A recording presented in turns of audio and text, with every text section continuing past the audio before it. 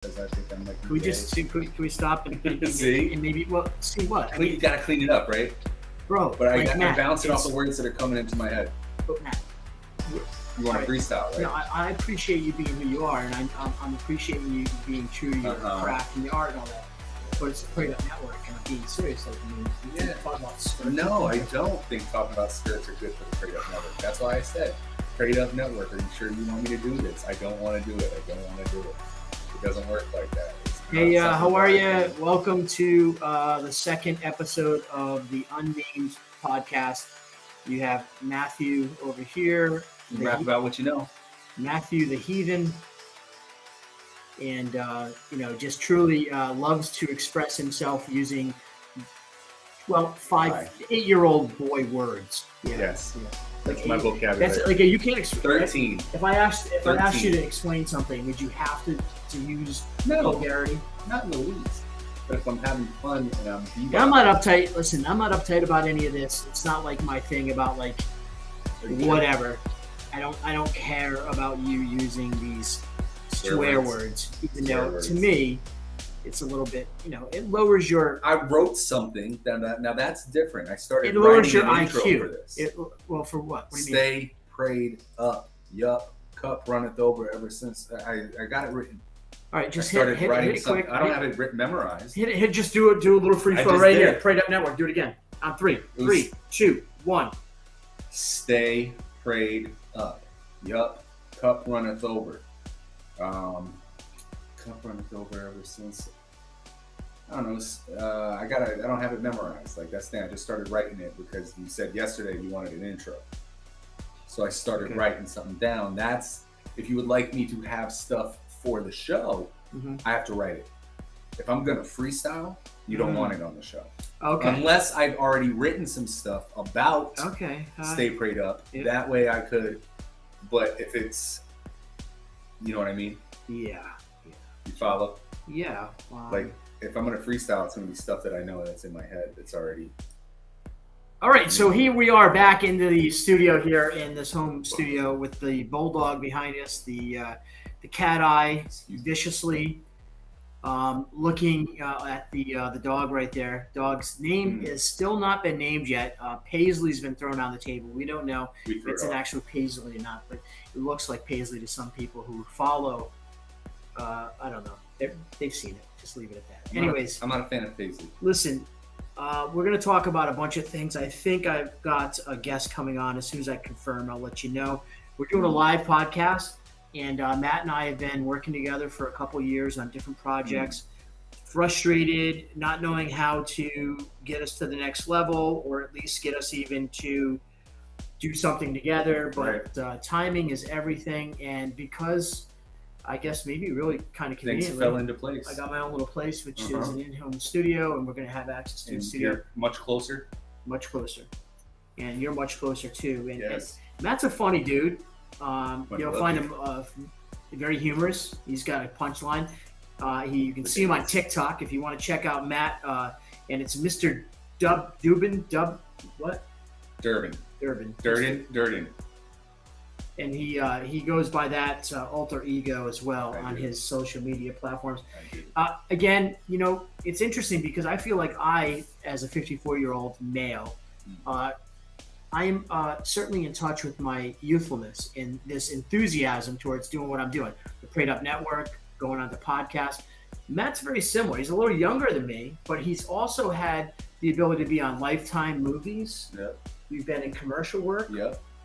So he's got a really interesting background, and like myself, I'm going to say it for him, and if he'll agree, I'm sure. We just both of us haven't been able to crack the code yet to get to the next level. But I feel like 2024 has been already coming out with blessings, and of course, all praise to God. And on this network, I'm going to remind Matt when he slides once in a while, so you'll see every now and then. And there's other people coming on the network that are not going to be like Matt. They're going to be very respectful and appreciative. But this is also going to document my growth. Right. You know what? So, you just saying that, honestly, is huge. I know. It's huge. I take full responsibility for it. That's a huge thing. I'm going to screw up. I know I am. I'm going to make mistakes. But that's what happens when you're growing. That's what happens when you're growing. That's exactly what happens when you're growing. And when you're grown, what you want to do is use some Stetson. Can you see that? Nope. That's old school Stetson. And I want to tell you that I'm better me to be their spokesperson in 2024. And the reason is I have a really nice chest. And when I put this Stetson on my chest, it not just feels good, it smells good too. That's right. It does. Stetson, check it out. It's the official, I'm almost going to call it perfume, but it's cologne. Cologne, because I'm a man. Cologne. I know in 2024 it could be either, right? You don't even need to have a cologne. They don't even, Tom Ford is not even male or female anymore. Now it's all unisex. Tom Ford is, who's Tom Ford? Tom Ford is a designer. Designer? Yes, he also makes perfumes and colognes. And he's rather popular. Mm-hmm.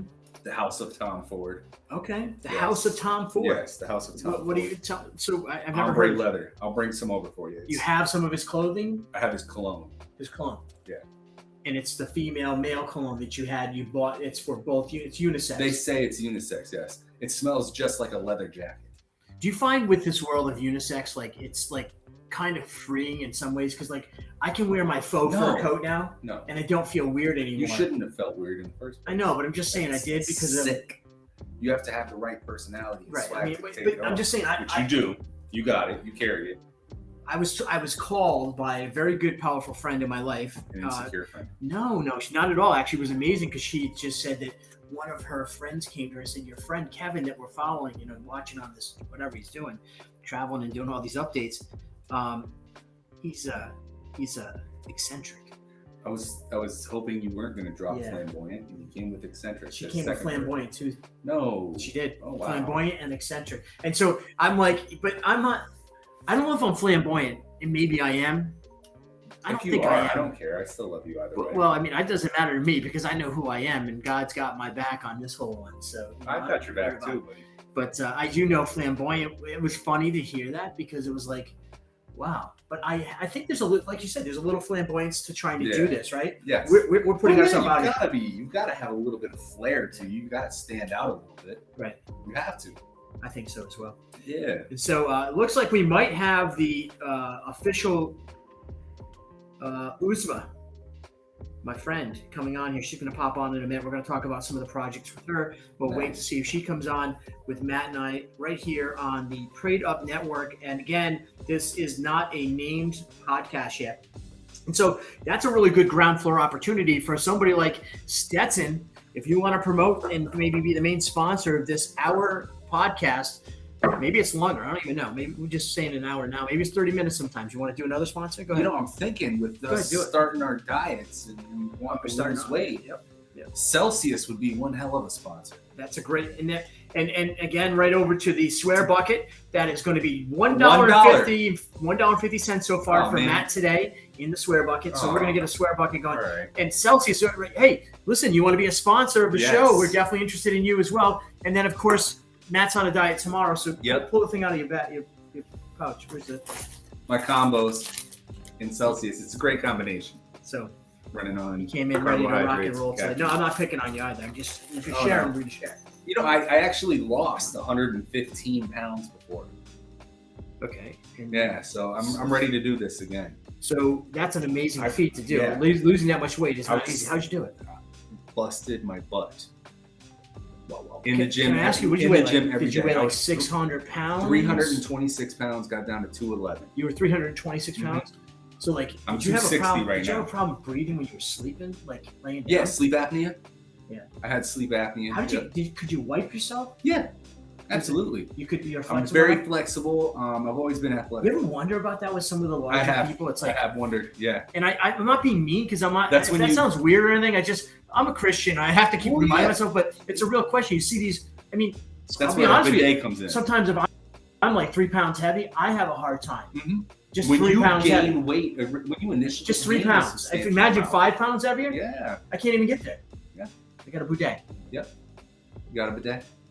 No, I don't have a bidet. But you need a bidet. The bathroom they did in here is top-notch quality. We have a speaker in the ceiling, and we got lights that blink and everything. No way. We don't have a bidet though. Is it a tub or a shower? It's a shower. Stand-up shower with lights. Room for one. Just stop. And so right here, anyways, so the hits keep coming on. And so Matt, we're going to go over and do some of these live reads. You remember how we did this yesterday? Nope. Do you remember how we did this yesterday, Matt? Nope. But you know what? I'm ready. Ironhawk Financial. Contact Joseph Lombardi for all of your financial needs. 203-815-3673. Joseph can handle them all.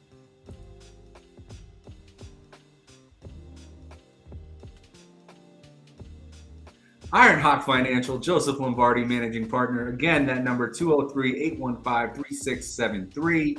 Give Joseph a call for any and all of your financial needs. That's right. Again with that. Ironhawk Financial, Joseph Lombardi, managing partner. 203-815-3673.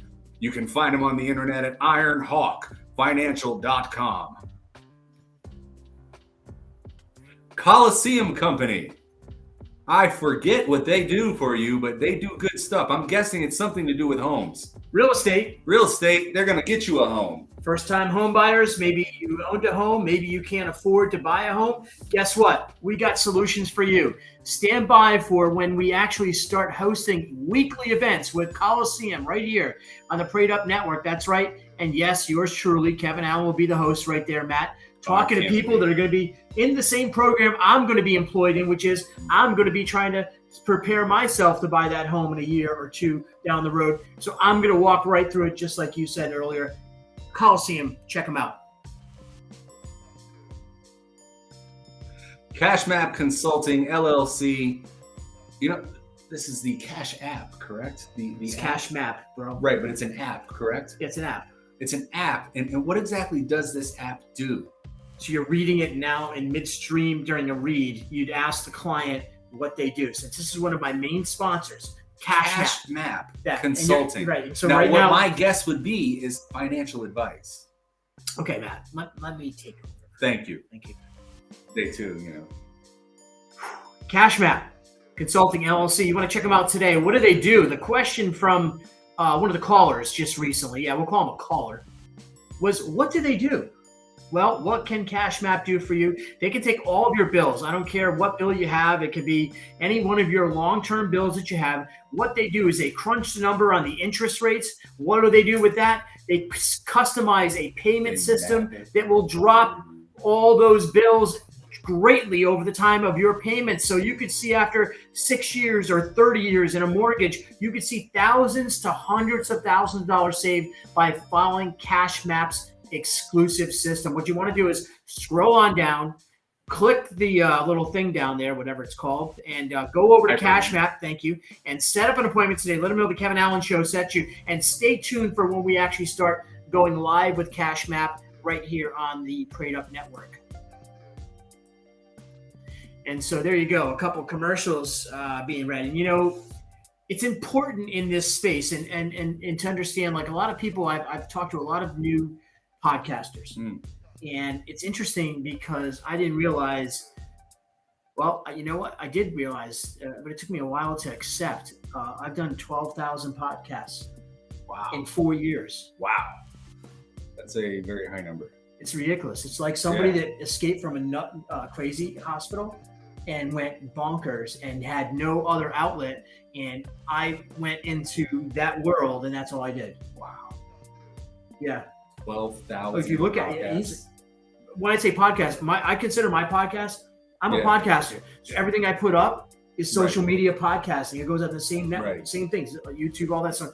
My stuff, it's out there. So yeah, I've probably done more than that, but to be honest with you, it's sick at times, man. I look at myself and I'm like, how, but I've learned a lot along the way. That's good. I have. That's good that you've learned a lot. Is it helping with getting things going? That's a great question, Matt. Great question. Thank you. That's a really good question because the question really is getting things going. And, you know, things have been staggering. Staggering? Is that the right word? Yeah. Slowly creeping along. And as we talked about, my one thing that was a saving grace is creating lots of content, which isn't really the best thing because the content wasn't quality. We talked about that. but it was meeting people. Right. And so I would say that meeting the people across the country has created such opportunities. Networking. And the networking piece has really been where I have seen myself really thrive. And that's why we have sponsors, and that's why we have opportunities, and that's why you and I are right here. And listen, I'm in the state of Connecticut guaranteed for at least 14 days every month. That's a beautiful thing. Yeah. And we're going to be dropping these podcasts, and you're going to work on some of your own stuff as well. But here's the goal, and it's to tell anybody out there. Maybe you want to start your own podcast. Maybe you're interested in getting in and doing your own thing, and maybe you have a story to tell. Please reach out to us. Let's talk. I'd love to consult you for free. Anything to help you build something. If there's a service that we can work together and help you out. And if you're local here in New London County and you're looking for a space maybe to use for a podcast studio, reach out to us, because I think we're going to have an opportunity really soon where we'll have access to a really, really cool studio, be able to help you start your project, and we can help you pretty much turnkey into that and take all the years of my experience. And probably I would have down talked myself a few months ago, but since I've gotten rid of those thoughts and those people, I don't down talk anymore. What I do say is the experience created so many opportunities for me that I can help other people. And that's, my walk with Christ tells me to do that. And that's why this is a show, just like the rest of the content I will create in partnerships with Matt and other people. They don't have to sit next to me and be a Christian. Okay. Right. I'm a Christian and I walk like Jesus, which is I love everybody and I accept all. We are going to have tough conversations about that here, where, sometimes it's going to hurt to go deep into that space, not just with you, Matt, but with other people as well. So listen, we're going to go to a quick little recess, like back in high school. Yeah. Or, did you have recess in high school? I did not have recess in high school. No, it was elementary school. I had recess. Elementary school. Yeah. What was your favorite thing at recess in elementary? Well, I guess it would be hanging out with my friends behind the bushes, out of view of the aides. The teacher's aides. Not sure about where you're going with this.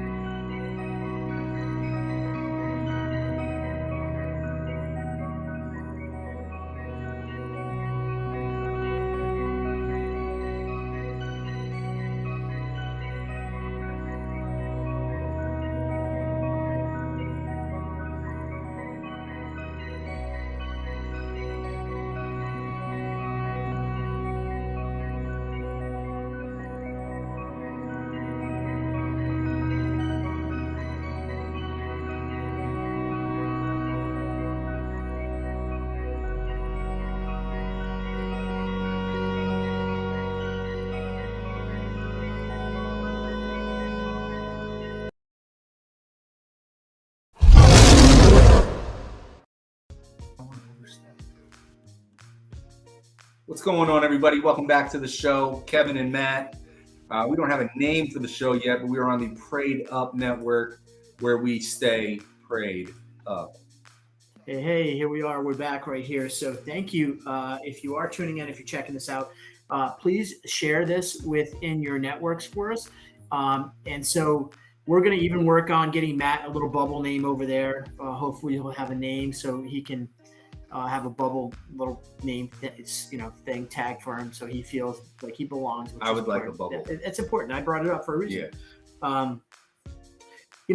I think one of the things in this whole journey and this opportunity, which I think is the most important thing, is I'm going to start really just sitting back and watching a whole lot more in this part of my walk. Yeah, because I fought so hard to get where I was, right, that I didn't know where I wanted to be.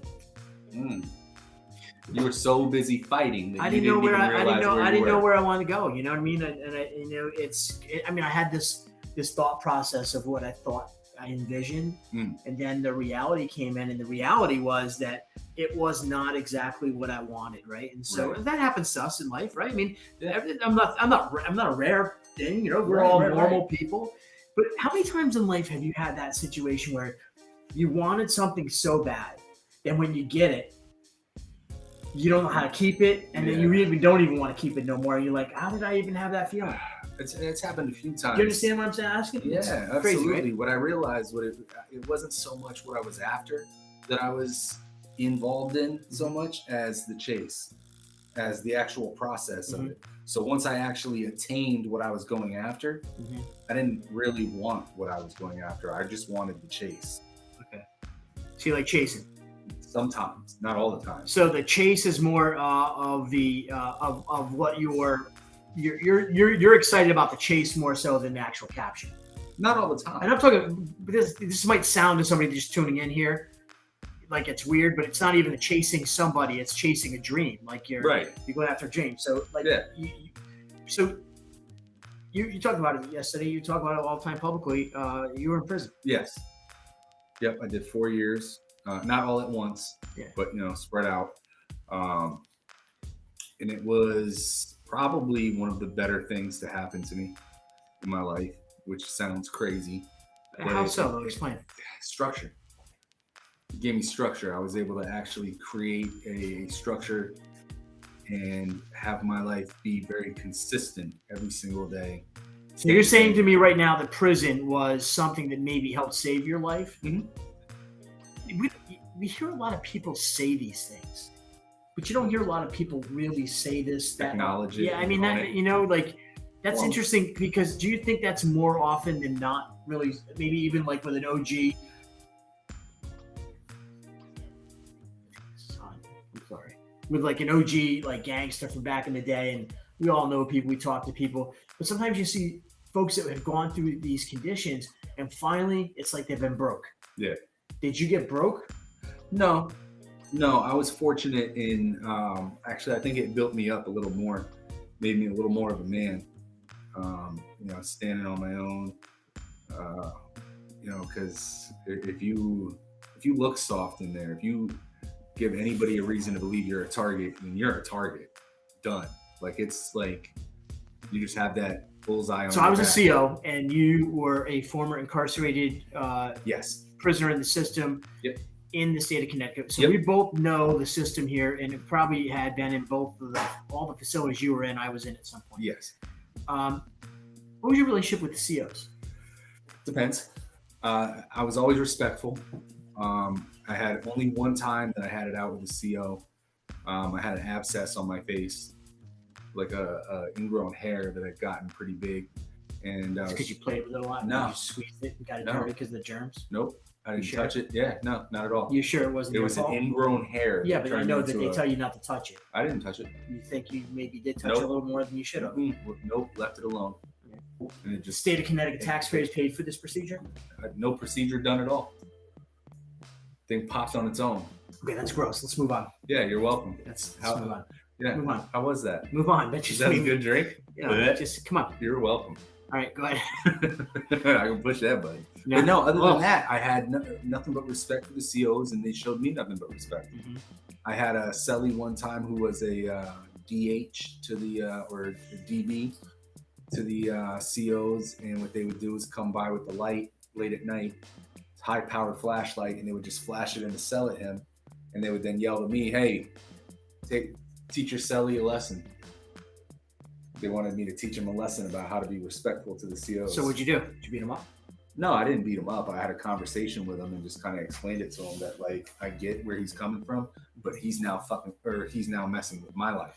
Very good catch there. Thank you. He's now messing with my life. You got to remember, I was in there. So yes, my language was a little more vulgar. So do you go back to the place right now where you go back into this when environment? I was there? Are you right now like feeling prison in your system right now? For a split second, I started to. But I sensed it in you. Yeah. I felt like yelling lock up. I was gonna yell lock up. Rub it on your chest. You lock up. Yeah. You go. Yeah. You remember that? Yeah. You go. On the count. On the count. Chow. You go. Wreck. Rub it on your chest. Back in your seat.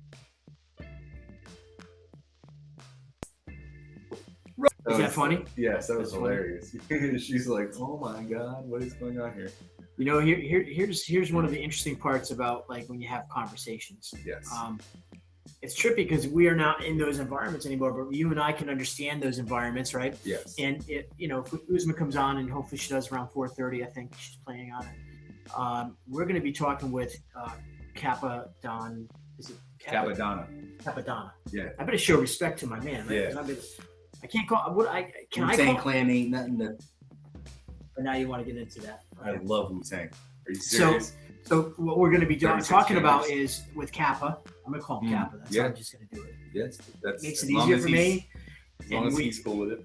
I think he is. So we're going to be talking about post-incarceration PTSD for inmates, and I'm going to be bringing in a dialogue about the effects of mental health illnesses on COs and cops. And I think there's something that's very important in this conversation, which is there's a real connection to identity of criminals and law enforcement. And a lot of people don't talk about it. There's actual studies. And when I get on with Kappa, we're going to have some of those studies we'll talk about. But there's actual studies that mean, what I mean by that is, and my friend, big shout out to my friend John Duca, the former super parole officer from New London County. Everyone knows John, and he's been such an important part of my life. He told me a long time ago about this study. Our genetics are very much in line with each other, criminals and law enforcement. That's right. Yeah. And it doesn't surprise me because I mean, you kind of got to think. Yeah. You got to think like a criminal to catch a criminal. Well, to some degree, yeah. You know, and I think in a lot of cases, like in my life, I was lucky not to be a criminal prior to my getting corrections. I mean, I tell my life story, you know, getting pulled over by cops with a little thing of cocaine in a tape case back then, and that could have ruined everything in my life. You know, and so there you go. You learn your lessons along the way. But I was blessed then, and maybe you would have had that opportunity. Something happened differently in your life, and so just we're here now. We're here on this $140 couch, the couch and chair combination. I think it was $140. And great little couch in our home studio right here in Groton, Connecticut. You know who I'm trying to sound like? Oh. You know, right? Theo. Oh. I like Theo. You like Theo? Dude, I'm going to tell you right now, honestly, he is the best interviewer. And I appreciate it because I watched CK's interview with him back in November. Yeah. And CK was like, he went right into it because he's an intellect, right? And he said to him, "You are one of the most impressive interviewers, like in the business." And if you listen to how he interviews, because he gives you that boyish kind of whatever, but he sets up conversations like a beast. I'm a big fan. Big fan. Good. Yeah, I'm a big fan. Matt Shirley is watching. That's good, Matt. He is? It's the only person watching right now. Matt Shirley's a pretty cool guy. Yeah. Is he though? He is. From what I've heard, he's like the guy. Yeah. The guy. We love it. Well, you know what I'm doing? Nope. I'm sending messages out so people will start watching us because we got to get some people on here. So Matt, listen, PTSD is a word or term that's used for military. Yeah. And it was just a discussion today. Actually, it was actually another. Well, it's not so much one of Theo's other shows with another guy he had on, the Greek comedian guy. That Greek guy, the heavyset dude, the one I sent you the link to. And when we send out the intro for their media package, cut this that I said heavyset dude. I think he'll appreciate that. Yeah, he's a heavyset guy. He's a beautiful man. I mean, and I would disagree on every political point. Starts with a W. Yeah, so he's funny as heck, man. And so he was just talking like, there's no need for any of this anymore. Like this whole political divide and just how divided we are. How our country is, and like, why are we so broken? Everybody wants to blame everybody else. No one wants to take responsibility for anything at all. So they just want to pass the buck onto the next person and blame them. And then they blame like a PTSD. That was just funny. Like everyone's got a PTSD for something, right? Like everyone's got. But believe me, people got trauma, right? Yeah, everyone's got a mental illness out there. Everybody's dealing with problems. Nobody cares about the next person's problems. They think their problems are the most important.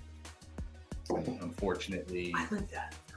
Yeah, I lived that for a long time. I was gonna say, unfortunately, there's a lot of people out there, and they stay focused on that. So let me ask you this, in bringing this story kind of to people to listen to, and we'll probably get 150 people today to 250 people to watch this. Okay, next week we'll probably have 1,000 people start watching. This is how I know how it works, and I know where we got to go. But as we have these conversations, it's the Prayed Up Network, and I personally needed to switch all those things that I identified myself in this business as, like KevinAlan show and all this other stuff. I wanted to have a place where other people could put content. But interesting enough, you and I have been talking about Christians and Christianity, and you've even quoted some Bible. You started reading the Bible. Where are you at in that journey with your walk with Christ? And I ask you this because it's a fair question in this form. I mean, this is the show. This is the platform. So, and it's okay not to be, no judgment. I don't know. I don't care where you are. I do care, but I'm not going to judge you for where you are. I wouldn't even know how to answer that. I've read the Bible several times. My journey right now is, I guess you could say it's in the crawling stages, getting back to having that trust. So it's taking time. But I'm doing it the right way. I'm not letting my old thoughts and my old processes take control and, I don't want to say determine my entire thought process, but yeah, I'm trying to divulge. Yeah. Yeah, divulge. I think so. You're trying to divulge your information? Yeah, I'm trying to divulge would be you're releasing information. Getting rid of it. Divulging it. Yeah. I don't know. This doesn't sound right to me. Let's look it up. And who am I to quote? Because I can't even say words correct half the time. Divulge, make known. Yeah, I guess I am making it known, but I didn't use it right. So I didn't use that term properly. Good catch. Well, no, I like that. I was a TESOL teacher. I think you said that yesterday. You're very proud of the I am very proud of that. I taught guys in prison how to get their GED. Well, I taught them how to get their GEDs. I helped guys get their GEDs, and I taught people who couldn't speak English not only how to speak English, but how to properly pronounce the words, phonetics. And you know what? And I'm going to tell you that is a really important part of, I think, what makes you feel prouder about your accomplishments, because you didn't go to prison and just sit on a bunk. Right. You kind of did stuff. You talked about that. You worked towards that. And I think that's the sadness of the prison system. It's almost like, let's retitle it not prison, but let's retitle it like a vocab, kind of education of some sort of trade. Yeah. Teach something to these people that are incarcerated. And there's a lot of COs. Listen, I'm a CO all day long. I'm not giving up on my blue, but I also know the system, and I think a lot of the COs I worked with would agree, the system's broken. And so, we got to fix it, and I think the only way we fix it is if we actually have a discussion and talk about it. So, when you're talking about your time in prison, what was the worst thing you saw? Without being, grossly graphic. I saw people who had passed away. Yeah. Saw a guy do a swan dive off the tier. I was there. Okay. Well, I was at Corrigan at the time. You're talking about the guy who owed in APOD. Yeah, the money in the rears for child support. Craziest story ever. I got to see the tape. Dive. Yeah, man. The guy was he was locked up over paying child support in the rears. They locked him up one weekend. The guy was a normal, everyday dude. Because then he survived for a couple weeks and then he died after that. But he came right down off the tier on the video. You see him coming down right there, and then his teeth. It was a crime scene, man. It was like, dude, to have that kind of, that's you know what? And listen, I've shared my mental health journey, so I know that I felt like I wanted pain like that to end, and so, but wow, what a scene, huh? Yeah. Worst thing you've seen there? Yeah, I would say that was the worst. I saw another time where a kid came running out of the cell. He was saying about this. His cellie was forcing himself on him. Oh wow. Yeah, and the kid went home. Like the worst thing to hear is the kid went home, and 6 months later he hung himself. Suicide is a really big issue with not just offenders, but even those people like myself. You know, it's a mental health. It's just like a petri dish for like bad. You know, like a petri dish for just bad stuff, and germs and it spreads, diseases. You can get. I mean, in a petri dish, you could actually get MRSA, right? And, and MRSA was outbreak when you were there. Yeah, there was a MRSA outbreak when I was there. I got exposed to it. I brought it home to my daughter actually, which was really a challenge because we had the outbreak. Yeah, she had poison ivy, open wound, MRSA spreads, right? Because we all have it in your body, you know, and the spreads and all that stuff. It's just, but those are the things that happen in prison. Now, you know, what we should try to do is avoid having people go to prison. Yeah. So what would have been one or two things in your life that you think, looking back, would have stopped you from going down this path to prison? What could have happened in your life? We can't change it now, but maybe somebody can hear that story and make a change. If I would have had a father figure to kind of tell me like, hey, you're screwing up. You know, I didn't have that. I didn't have anybody to talk to. I didn't have anybody that actually, you know, cared like that. You know, I had a stepdad, but we didn't get along. We didn't like me. That was a known fact. Even his kids would ask him why he doesn't like me. You didn't have an answer. No, didn't have an answer. I think he just saw my father in me. Yeah. And that just was enough for him to dislike me. Do you think when you look back at your childhood that, do you hate your childhood? No. You got anger? Yeah, I did. So is it, how was the anger coming? It's not hate. Right. It's more like just, you know, I didn't have a father around. I wanted to play football. I wanted to do all the sports that I could. My mother was an overprotective mother, which is right. You know, most moms are like that with their baby boys. And my dad wasn't the opposite, you know, that opposite of the mother. Like, okay, son, here you go. You can do it. Here's the confidence. Here's the I believe in you. Here's the let's go. No, there was none of that. That's why I am the way that I am with my kids. I'm over the top with it. So crazy. It's so crazy because, like, I was just talking about Theo Vaughn and CK. They were talking about their childhood. And CK was talking about his father being like this. He wasn't around. He was non-existent. Yeah. And then, you know, he's from Mexico. I don't know if you know that. CK is from Mexico. CK Lewis? Yeah, man. Oh, really? His dad, yeah. And so he came to America, and the mom was the rock star, and then he found forgiveness. Have you think you harbor things with your dad? Still? Yeah, of course. You think you can find forgiveness? I mean, because that's part of Christ. And I want to say this to you. Well, anybody. Let me say ahead. this, man. One of the things that I know that is the most powerful gift that I was given was forgiveness, and it came from forgiveness for myself first. It's the first thing we need to work on, right? And then working on myself, I was able to then forgive myself for those people I hurt by saying that I take responsibility for what I can control. Right. And I can only control where I am today. You know, this frustrates people because some people think that's a cop-out for Christians. Like, all of a sudden you get to tap out the Christian flag and you're like, everything is great again. And no, man, it's like, you got to be true. So I always say, follow my walk, not my talk. Your walk and your talk are interesting because your mom, and you just talked about this yesterday, she's taking care of everything. Yeah. But your dad, you can't find forgiveness, but yet doesn't that hold you in some space? Yeah, of course. Don't you think that'll help you go where you need to go? Letting go of that? I've gotten to forgiveness with myself recently. I've started working on that.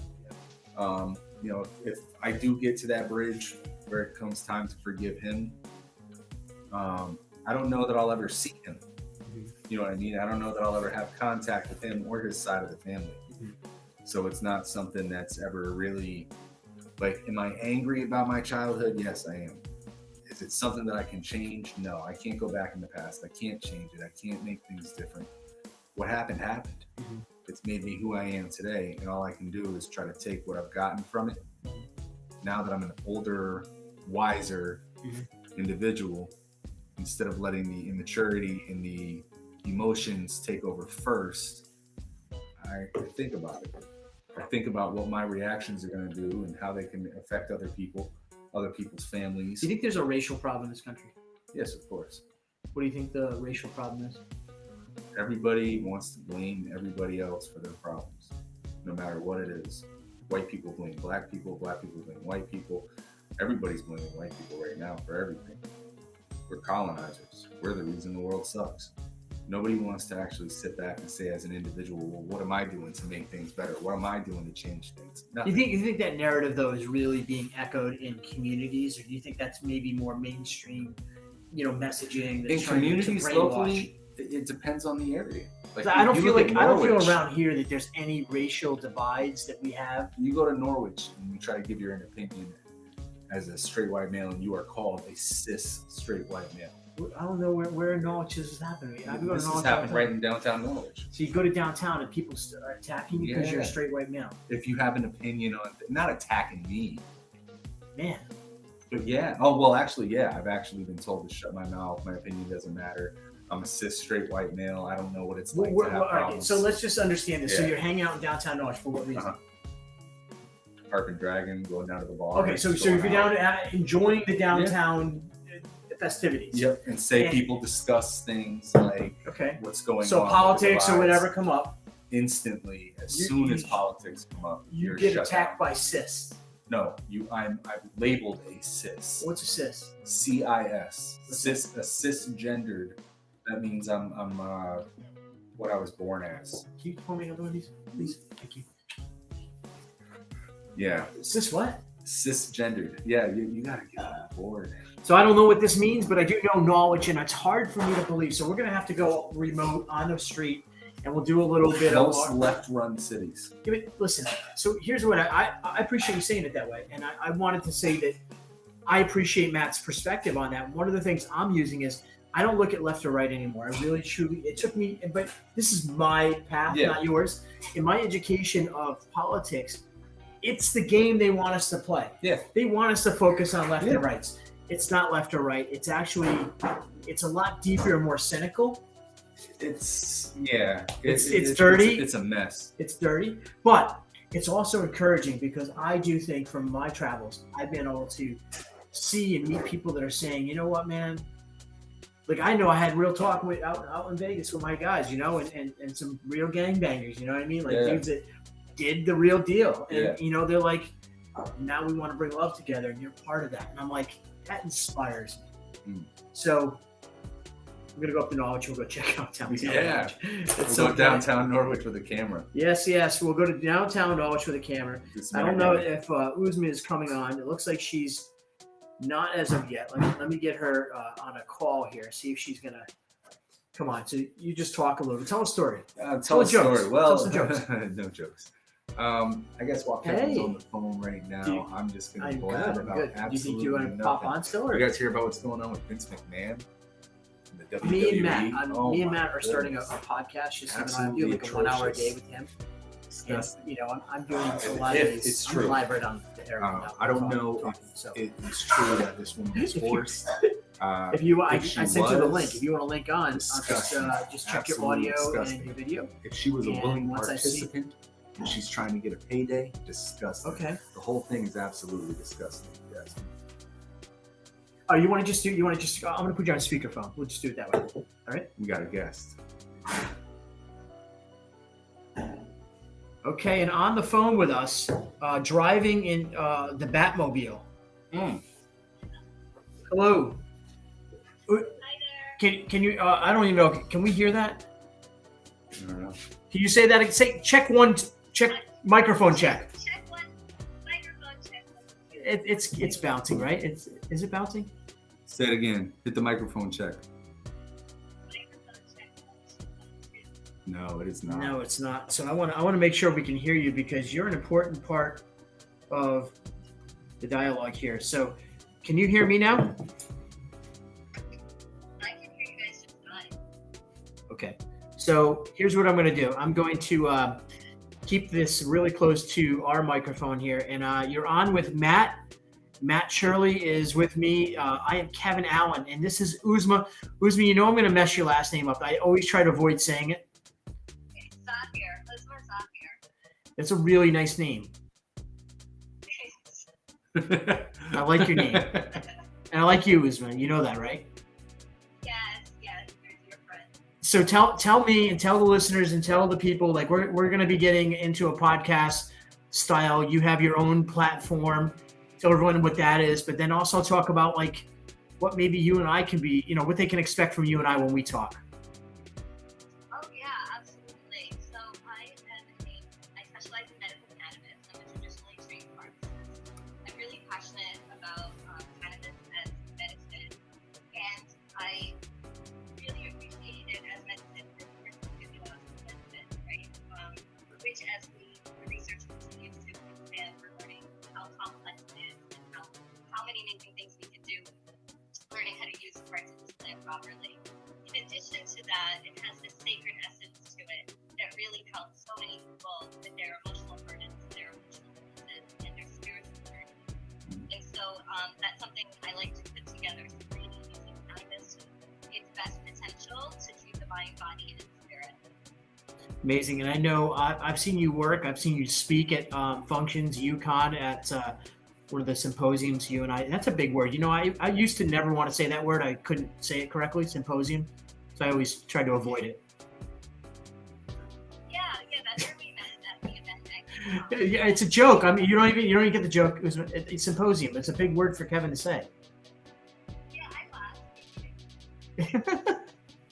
You did speak there, and you do speak, but you speak publicly across the country. Were you in Texas at some point? You speak down there? I was actually in Dallas at the physician convention, and had a very mixed response. So I felt like 30% of the physicians there were like all about it, and 70% I could see like when I was looking at the audience, like their brains exploding. They're being like intellectual snobs, kind of. They were intellectual snobs. The cognitive distance was like palpable. Yeah. And so the stigma is still very strong, and I think the education piece when it comes to using cannabis as medicine is so important because of that reason.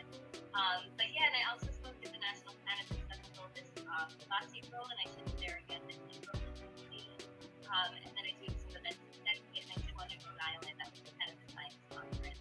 But you can also be hired, right? People, you have a service that you offer currently. Your practice is building in the Connecticut, southern part of the state in Stamford area. Talk a little bit about that. Yes, I'm really excited to be in private practice with the support of two very open-minded internal medicine physicians. So we're collaborating. I'm in the same building as them. So collaborating on patients and really trying to get the best outcomes and using as much natural or holistic treatments as we can, and using the pharmaceuticals like second, third line. So I feel like I really found my place there, and I'm looking forward to 2024 for a lot more, to have more speaking events, and of course monthly webinars, which I used to do, which I'm going to bring back up again, and I'm looking forward to doing a medicated meditation series as well. That'll be a 6-part series, so all these ties to each other, really about healing and spiritual growth, using different types of cannabis for those sessions. So that could look at like the helping people choose the best terpenes if they're going to do flower or vape, or using the right dose or the right ratio of maybe CBD and CBN, or THC and CBN. So it gets really fun. How do you think, Usman, let me ask you, and you've known my journey because you're probably one of the 19 non-identified therapists in my life. And so you hear all my crazy, but my point is that, I'm a Christian, I've done this I've shared every step of the way with you. How does religion, how does spirituality, religion fall in line with your theory of medicine? So I think that a really big factor in the amount of anxiety, depression, and even purposelessness and meaninglessness that I see in a lot of people that I work with, and that I've gone through myself as well. I'll often, start the discussion with, do you believe in a higher power? And using the language that's appropriate for that individual's belief system, I really just like to remind them and introduce the concept of awareness of basically the divinity inside of you, and how to keep that conscious awareness with you as you go about your day. And that's really, these are concepts from Sufism, which I guess is considered like the mystical aspect of Islam. It's a lot of people know the Persian poet Rumi. He was probably the most famous Sufi, but there's been many others, and I enjoy studying, and I've taken some classes on really how to connect with that divinity inside of you and keep that awareness with you, right, in times of strife, in times of struggle or conflict, which could look like, being late for work and being stuck in traffic. It could be, your teenage kid, acting out or yelling at you.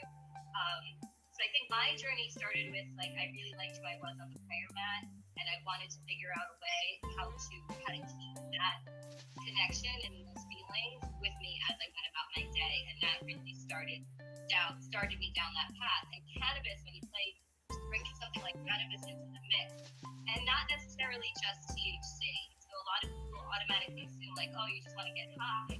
No, because even just using the non-psychoactive minor cannabinoids can bring you to that point of stillness where you have that excessive rumination. People always tell me, they go down these loops in their brain that they can't get out of, worst case scenario thinking. So other cannabinoids can be very helpful to really bring you to that point of stillness. So when you do take that first step towards, that divinity, you can do it from a place of stillness, and it can be, what I've seen with patients is that it becomes more effective. Mm-hmm. So I like to work with patients to help them get to this point of stillness, that gives them just a generalized roadmap of what wellness and feeling well in mind, body, and spirit can look like, can feel like. What does it sound like? Because a lot of times people struggling with chronic illness don't have an idea of what wellness is anymore. And when I realized that years ago, that really broke my heart, and it really got me to work as hard as I have to help people again on their healing journey. Because I saw, in treating patients with cannabis just for their physical symptoms and their mental symptoms, and working with patients over the years, then it was just so organic that this emotional and spiritual growth or soul awakening process started to happen. Mm-hmm. Amazing. Your story is one that we're going to talk for hours about, obviously. I don't think there's any way of ignoring that fact. You are a unique person who has done a lot of really, really interesting things. And I want to get to do that whole interview, but Matt is here, and I want to welcome Matt because you haven't asked a question, Matt. Any questions for Usman? No, actually, I'm listening. I'm intrigued. I'm following along. This is actually extremely entertaining. Entertaining? Yeah. Thank you. I knew. Would you not say that Usman strikes you as someone who could be a rock star? Yeah, and also knows her stuff. Smart too. Yeah. Smart too. Hey, Usman. I don't know about a rock star. You are a rock star. Who's your favorite rock band? I know the answer, but I think it will be interesting to hear. Nickelback. Say it again. Metallica. Metallica, yeah, baby. There it okay. is. Yeah. Usman with the Metallica. I know because you went to one of the concerts this past summer. I remember you telling me. I did. Yes, I went in August. That's awesome. So listen, why don't we set up? We're going to be down in Sanford with you live. I'm going to be down there, but we're going to do some recordings.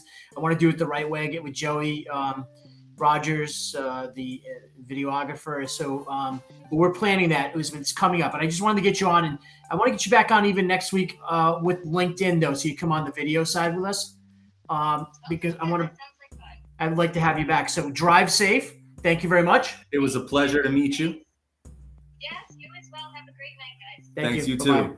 There you go. So good to have smart people in your corner, Matt. Yeah. When you in down and out, right? Yeah, absolutely.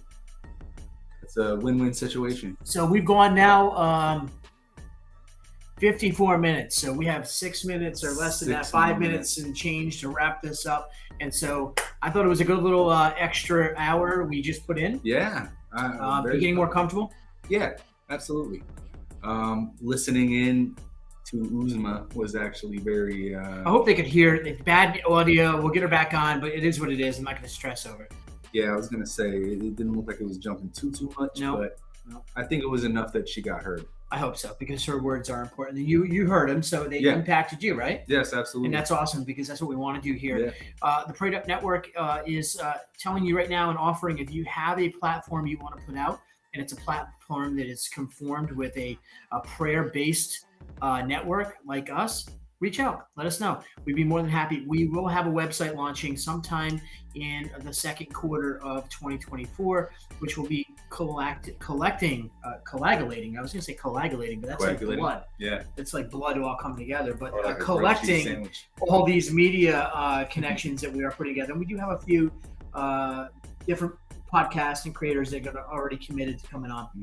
But we want more, because we want to build something that we can hopefully kind of change the narrative, right? And I think we can. So we're going to go through a couple little things in housekeeping before we end this. Why? Because, well, we have to pay the bills.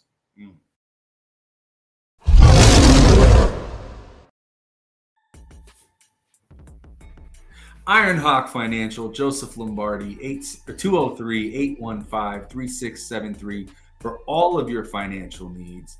Again, that is Joseph Lombardi, 203-815-3673.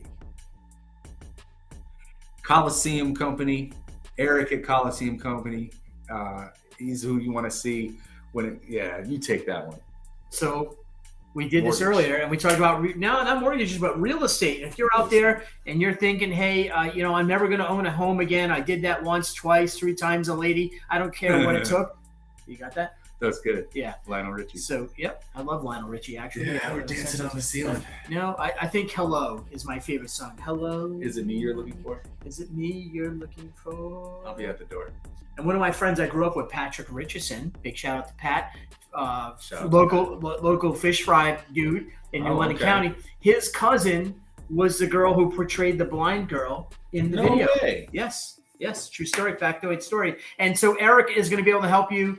I'm going to be able to help you. We're going to be holding a seminar weekly where we're going to be getting new partners, right? Because what it is it's a system where we work together to build each other into home ownership. Again, you're going to want to stay tuned for Coliseum Company right there with Eric. Eric Reisner is his name. Nemo. And of course, Cash Map.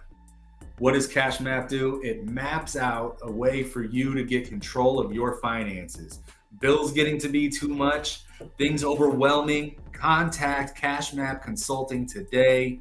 They can help you plan out and map out your financial future. Again, that's Cash Map Consulting, LLC. Cash me, map me outside. Reach out to me.